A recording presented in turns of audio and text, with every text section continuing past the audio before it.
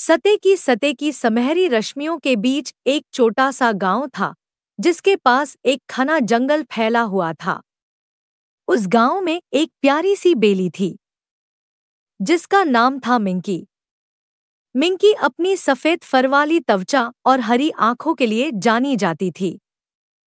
उसका दिल भी इतना ही प्यारा था और वे हमेशा अपने आसपास के लोगों के साथ मस्ती करती थी।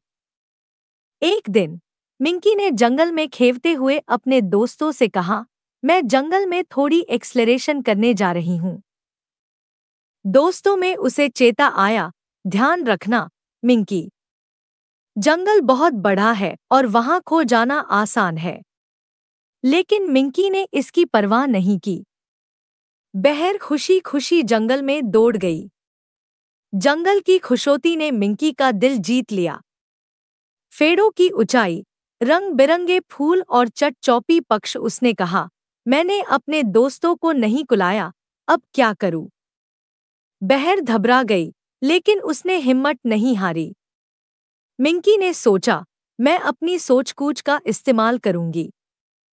मिंकी ने ध्यान से सोचा और कहा, वो तो वही पुराना बरगद है, जो गांव के नजीक है।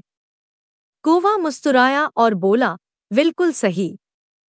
चलो, मैं तुम ये बहाने चलता हूँ। कौवा मिंकी को अपने पंखों के पास लेकर उड़ने लगा। कुछ ही देर में वे बरगद के पेड़ के पास पहुंच गए।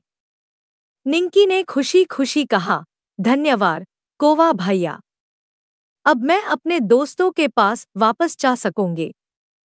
कौवा ने कहा, याद रखो मिंकी, कभी भी नई जगहों पर अकेले नहीं जाना चाहिए। मिंकी ने इसे वादा किया और खुशी खुशी अपने घर के ओर दौड़ पड़ी। वहां पहुंचकर मिंकी ने अपने दोस्तों से कहा, मैं जंगल में खो गई थी, लेकिन मैंने अपनी समझदारी और दोस्तों की मदद से घर लौट आए। सबने खुशी से जोर से कहा, हमेशा याद रखो मिंकी, दोस्ती और साथ सबसे महत्व प्रेम होते हैं।